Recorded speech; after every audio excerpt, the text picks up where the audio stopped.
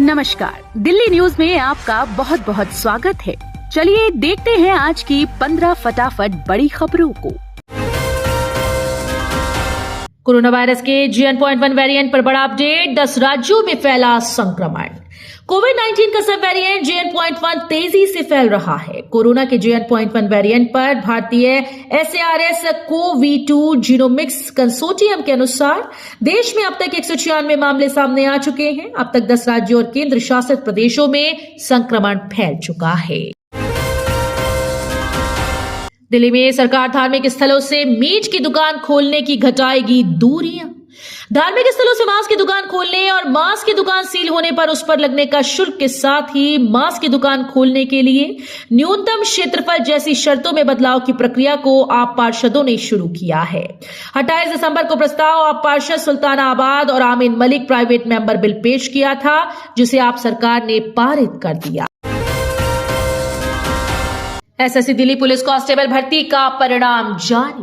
कर्मचारी चयन आयोग ने दिल्ली पुलिस में कांस्टेबल पुरुष और महिला भर्ती के लिए आयोजित हुई परीक्षा का परिणाम घोषित कर दिया। जो भी उम्मीदवार परीक्षा में शामिल हुए थे वे आयोग की आधिकारिक वेबसाइट ssc.nic.in पर जाकर अपना परिणाम चेक कर सकते हैं और डाउनलोड भी कर सकते हैं। रिपब्लिक डे के लिए दिल्ली पंजाब के साथ पश्चिम बंगाल की झांकी भी रिजेक्ट। दिल्ली पंजाब के बाद अब पश्चिम बंगाल की झांकियों को भी गणतंत्र दिवस परेड के लिए रिजेक्ट कर दिया गया। ममता बनर्जी और केजरीवाल की पार्टी ने केंद्र सरकार पर भेदभाव बरतने का आरोप लगाया। केंद्र ने कहा कि व्यापक थीम पर इस बार झांकियों का चयन किया गया है, किसी भी राज्य के साथ कोई भेदभाव नहीं किया गया।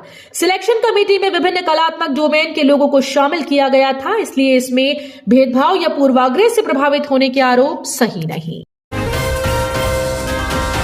ईडी के सामने पेश होने से पहले सीएम केजरीवाल बोले, जो रास्ता मैंने चुना उसके लिए जेल जाना होगा। दिल्ली के मुख्यमंत्री और आम आदमी पार्टी के राष्ट्रीय संयोजक अरविंद केजरीवाल ने नए साल की शुरुआत से ठीक पहले कहा कि उनकी पार्टी ने अपनी कार्य केंद्रित राजनीति के लिए लोकप्रियता हासिल की। हमने जनता की भलाई के लिए जो रास्ता चुना है उस पर आगे बढ़ने के लिए पार्टी कार्यकर्ताओं को जेल जाने के लिए तैयार रहना चाहिए। दिल्ली ईवी नीति को 31 मार्च 2024 तक 3 महीने के लिए बढ़ाया जाएगा।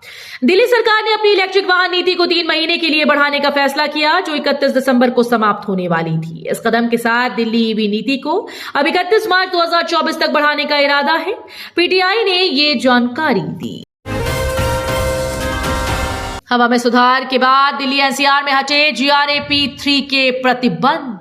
दिल्ली एनसीआर की हवा में सुधार के बाद ग्रेप 3 की पाबंदियां हटा ली गई। ग्रेप 3 के प्रतिबंध हटने के साथ दिल्ली एनसीआर में निजी निर्माण कार्य भी हो सकेंगे। सोमवार को हुए सुधार के बाद शाम को ग्रेप की उप समिति की बैठक हुई। बैठक के बाद कहा गया कि अगले कुछ दिनों में वायु गुणवत्ता के दोबारा गंभीर श्रेणी में जाने के आसार नहीं हैं। नशे में गाड़ी चलाने के आरोप में दिल्ली पुलिस ने नए साल में जमकर काटे चालान।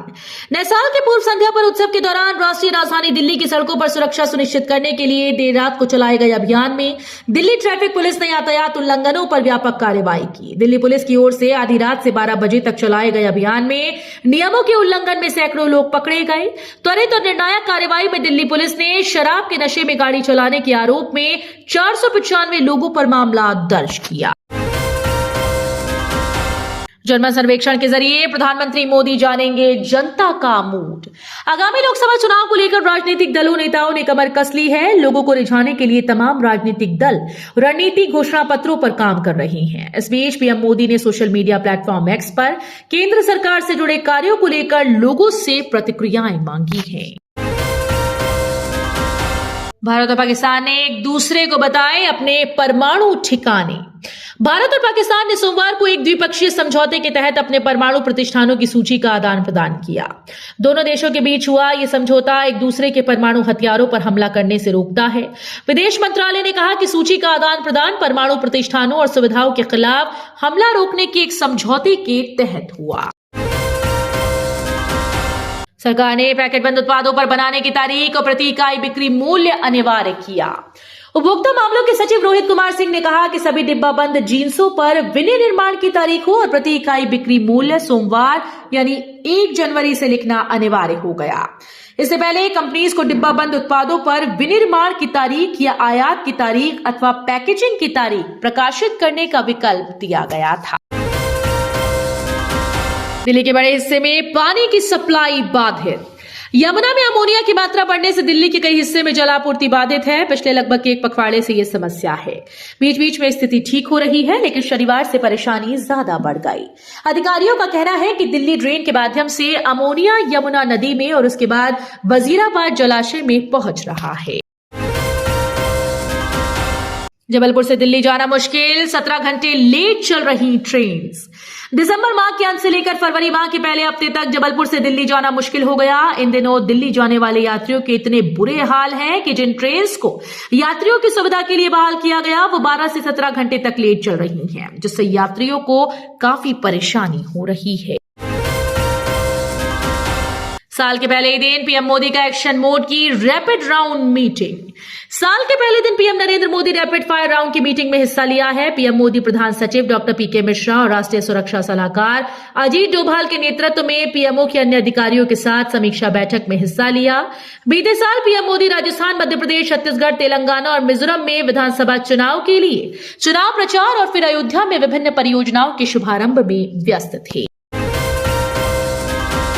कोहरे की चादर में लिपटा दिल्ली समेत पूरा उत्तर भारत। आईएमडी ने दी अगले दिनों की चेतावनी। नया साल शुरू होते ही दिल्ली एनसीआर समेत समूचा उत्तर भारत भीषण कोहरे की चपेट में आ गया। कई शहरों में दृश्यता शून्य हो चुकी है।